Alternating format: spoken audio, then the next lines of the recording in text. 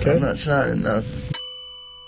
Okay. I've been through the system, buddy. I know how I know it you works. have. I know you have, You're Jeff. not my friend. Yes, All you- you're trying to get is some stupid ass confession, and you're not gonna get one. 2011'de görünüşte sıradan bir akşamda yerel bir 7-Eleven marketinde alarm zilleri çalmaya başladı.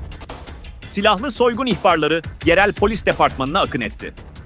Ancak olay yerine vardıklarında şüpheli hiçbir yerde bulunamadı. Arama genişletildikten sonra polis yakındaki bir evden gelen kargaşa seslerini duydu ve başka hiçbir ipucu olmadan içeri daldılar. Orada bilinen bir eroin bağımlısının silahla içeride oturduğunu keşfettiler. Başka bir kanıt olmadan adamı tutukladılar ve sorguya götürdüler. Bu sözde bağımlı Jeff Pearson'dı. Soygunu gerçekleştiren kişi oydu ve tarihe bir adamın tek başına polisleri kendi oyunlarında alt etmeyi başardığı nadir olaylardan biri olarak geçti. Tüm bunlar Jeff'in korkunç bir eroin yoksunluğu altındayken gerçekleşti.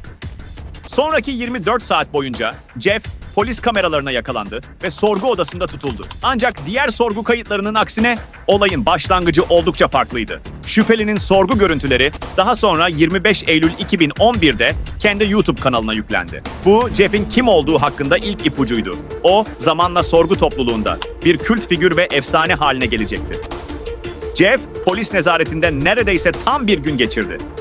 Ancak yapılan 3 sorgu oturumunun toplam görüntü süresi yalnızca 15 dakikaydı. Soygun ve tutuklamanın Georgia eyaleti içinde gerçekleştiği göz önüne alındığında Jeff'in en az 10 yıl hapis cezası alması bekleniyordu. En ağır ceza ise ömür boyu hapis olabilirdi. Fakat Jeff cezasının 1 dakikasını bile hapiste geçirmedi. Parmaklıklar ardında yıllarını geçirmek yerine polis nezaretinde sadece bir gün boyunca içecek ve şeker tüketerek geçirdi. Aşağıdaki görüntüler bize çarpıcı detaylarla polislerin sorgulama sırasında uyguladığı yöntemleri ve Jeff'in onları tam bir profesyonel gibi atlattığını gösteriyor. Video, Jeff'in elleri küçük bir kelepçeyle bağlanmış halde başlamaktadır. O, hapishane önlüğü giymiş, penceresiz bir odada beklemektedir. Görüntülerden Jeff'in çoktan işlendiği ve bir hücrede bir süre geçirdiği anlaşılıyor. Muhtemelen polisler bu sırada kanıt toplamak için zaman harcıyordu ve onu sorguya hazırlıyorlardı. Am I under arrest? For now. I'm under arrest. Yeah, I'll explain everything, but before I explain myself to you, we talk to each other, I need to read your rights, okay? What am I under arrest for? Well, like I said, I need to read your rights first. Obviously, the charge is robbery, okay? Jeff hemen tutuklanıp tutuklanmadığını ve hangi gerekçeyle tutuklandığını sorarak başlıyor. Jeff'in araştırmasını yaptığı ilk andan itibaren bu durumda tam olarak yapman gereken şeyin ne olduğu belli oluyor. Eğer tutuklanmıyorsan veya gözaltına alınmıyorsan 2 seçeneğin var. 1, kalıp soruları cevaplamak zorunda olmadığını ve sorgudan ayrılmakta tamamen özgür olduğunu belirtebilirsin. 2, eğer tutuklanıyorsan hemen bir avukat talep edebilir ve sana bir avukat sağlanana kadar sessiz kalabilirsin. Bu seçenekler polisi durdurman için en iyi şansı verir ve mümkün olan en iyi savunmayı oluşturmanı sağlar. İşin ilginç yanı, Amerika'da tutuklandığında memurun yasal olarak sana haklarını hatırlatmak zorunda olmasıdır. Şimdi dedektifin Jeff'e okuduğu Miranda uyarısını dinleyin. You have the right to remain silent. Anything you say can will be used against you in the court of law. You have the right to talk to the lawyer for advice before we question you. If you cannot afford to hire a lawyer and you want one, a lawyer will be provided for you. If you decide to answer questions now without a lawyer present, you'll still have the right to stop answering questions at any time. Does that make sense?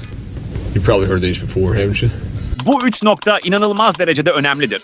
Ancak tutuklanmanın yarattığı panik nedeniyle çoğu vatandaş tarafından genellikle göz ardı edilir. Bunun yanı sıra bu ifadeleri polis dizileri ve filmler gibi medyada sıkça duyduğumuz için birçok insan okunduğunda bunları tamamen görmezden gelir. Oysa bu haklar polis gözetimindeyken güvende ve korunaklı kalmanı sağlayan önemli bilgilerdir. Ancak çoğu kişi kendilerine bu hakların sağlandığının farkında bile değildir. Dahası dedektifin bahsetmediği kritik bir nokta daha vardır.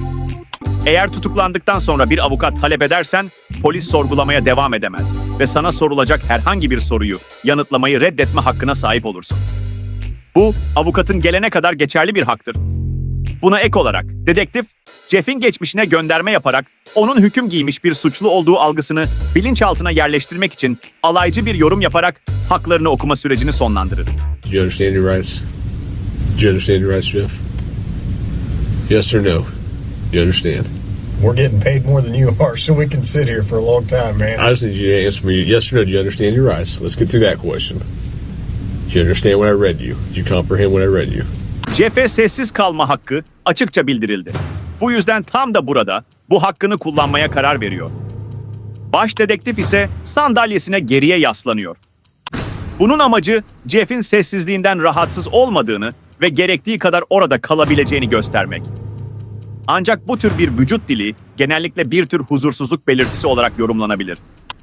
Dedektifin önlerinde zorlu birkaç saat olacağının farkında olduğu açıkça görülüyor. If you got something that says you didn't do this robbery, this is your chance to talk to us. Okay, good cop. No, usually I'm the prick. You look like the prick. I am. Eğer otorite üzerindeki hakimiyetten bahsediyorsak, Jeff polislerin elindeki her şeyi alıp adeta çöpe attı. I'm not asking if you want to talk to me at this point. I just want to know, do you understand what I read to you? So am I under arrest? Yes, you're under arrest.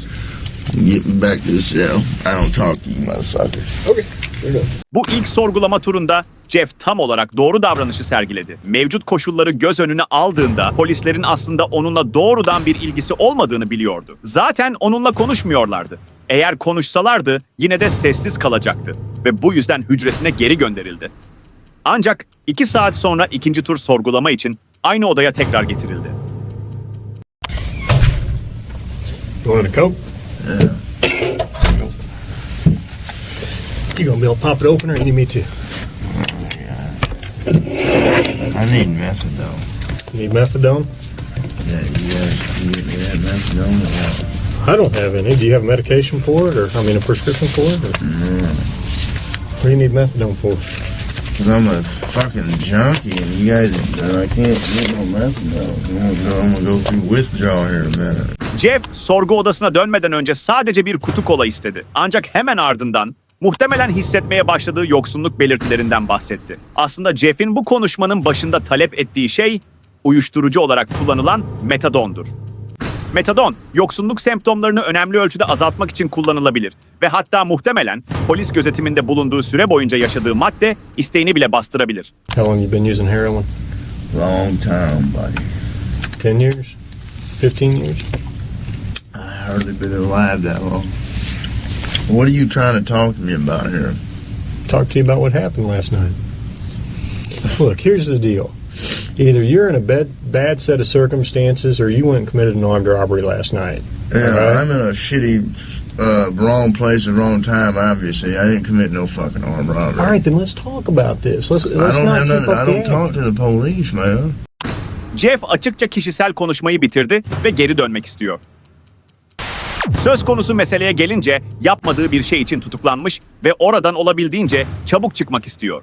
Okay. I've been through the system, buddy. I know how I know it you works. have. I know you have, You're Jeff. not my friend.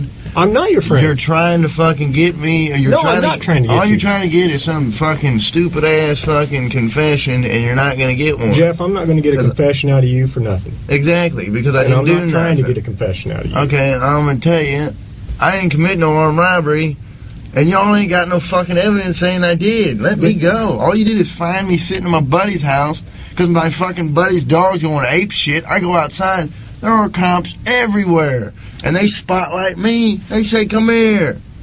I say, "What's up?" They search me. They ain't Hang find on. nothing. What's Let up? me read this. No, before- Yes. because I'm not gonna sign it. You don't have to sign it. But let me read it for you. Okay? I'm not signing nothing. You don't have to sign it. Polisin Jeff'i sorgu odasında kelepçeli bir şekilde sorgularken onu yakalamaya çalışmadığını söylemesi son derece ironik ve bir o kadar da eğlenceli. Ancak tüm bunlara rağmen Jeff'in burada söyledikleri o kadar kusursuz ki neredeyse prova edilmiş gibi geliyor. Bu, kişisel hukuki savunmanın inanılmaz bir gösterisi. Dahası Jeff'in büyük ihtimalle yoksunluk belirtileri yaşamaya başladığı gerçeğini de göz önüne aldığımızda bu durum daha da etkileyici hale geliyor. Ayrıca Jeff'in polislerin yalnızca ondan bir itiraf almaya çalıştıkları konusundaki tespitini vurgulamak istiyorum. Sorgulamalarda kullanılan temel tekniklerden biri Reed tekniğidir. Bu yöntem 1960'larda eski bir polis memuru ve psikolog tarafından geliştirilmiştir. İlginç bir şekilde teknik kendi karısını öldürmekle suçlanan bir adamdan itiraf aldıktan sonra ortaya çıkmıştır. Reed tekniği şüphelinin suçlandığı konu hakkında nazik bir konuşmayla başlayan 9 adımdan oluşur. Ardından sorgulama sırasında belirli vücut dili ve hareketler suçluluk göstergesi olarak yorumlanır. Yöntemin sonunda şüpheliye iki alternatif ifade sunulur. Biri diğerine kıyasla daha kabul edilebilir görünse de hangisi seçilirse seçilsin suçun kabulü olarak sayılır.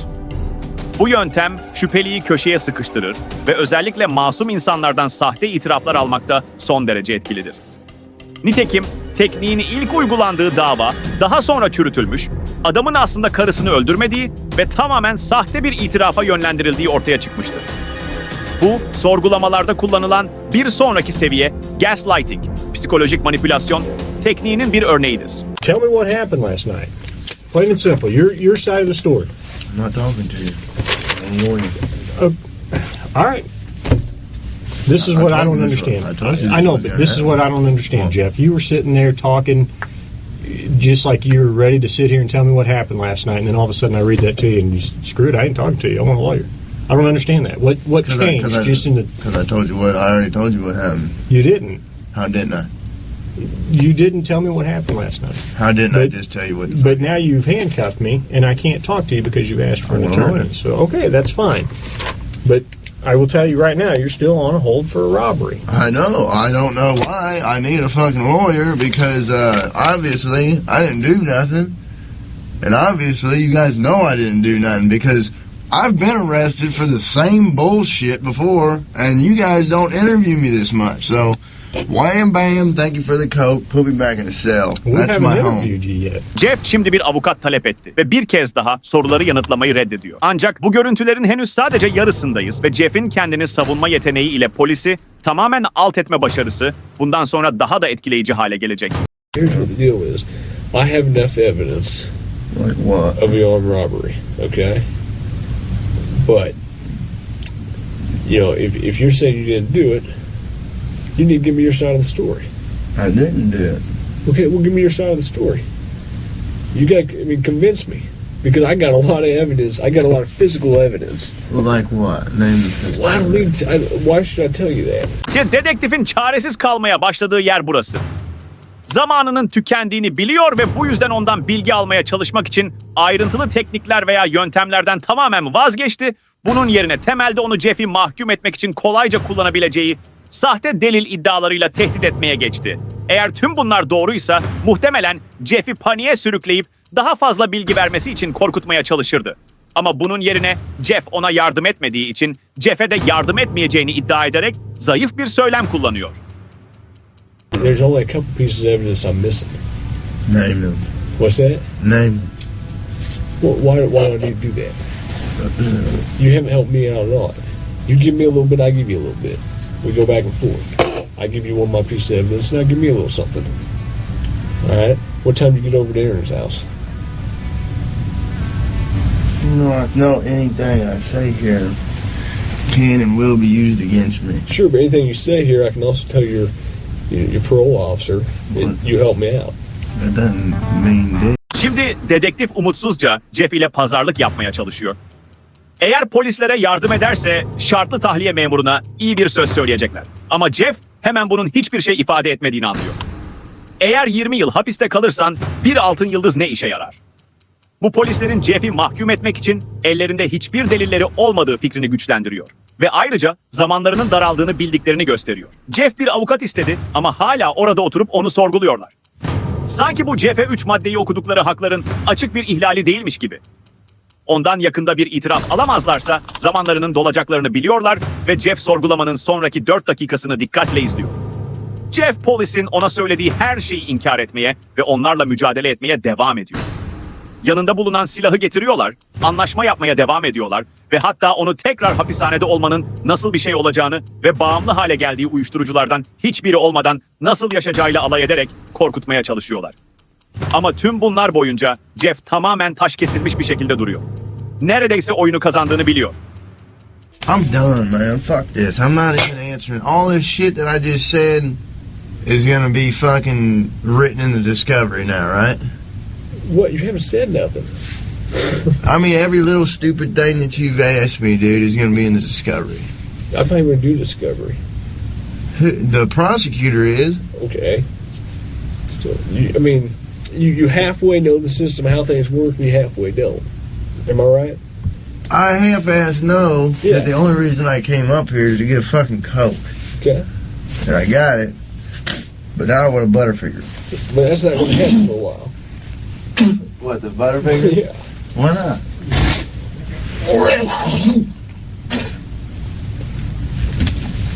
I need to go to the hospital. I'm coughing up blood. Okay. Let's go to the hospital. Son birkaç saattir polis açıkça acı çeken bir adamı sorguluyordu. Ona yöneltilen suçlamalarla ilgili hiçbir somut kanıt olmamasına rağmen tekrar sorguya çekildi. Üstelik sorularıyla başa çıkmasına yardımcı olabilecek yasal reçeteli ilaçlara erişimi de engelleniyordu. Tüm bunlara rağmen Jeff durumu mümkün olduğunca sakin bir şekilde ele aldı. Kola ve çikolata istemesi onun rahat tavrının bir göstergesiydi. Ancak herhangi bir noktada yanlış bir şey söylemenin kendisini tehlikeli bir duruma sürükleyebileceğini de çok iyi biliyordu. Bu yüzden haklarını kusursuz bir şekilde kullandı. 12 saat sonra gözaltından serbest bırakıldı ve neşeli bir şekilde yoluna devam etti. Ayrıca Jeff'in bu olaydan sonra hayatını değiştirmeye başladığı bildirildi. Eroinden uzaklaştı ve zamanını bu videonun yüklendiği aynı YouTube kanalına içerik üretmeye adayarak geçirmeye başladı. Müzik yapıyor ve hatta polisin sorgulama taktiklerinden nasıl kaçınılacağına dair ekstra ipuçları veriyor. Sizce Jeff bu süreçte gerçekten soğukkanlı mıydı yoksa sadece çaresizce bir çıkış yolu mu arıyordu? Düşüncelerinizi yorumlara yazın. Bu tarz içeriklerin devamı için kanalımıza abone olmayı unutmayın. Çünkü gerçek hikayeler burada anlatılıyor.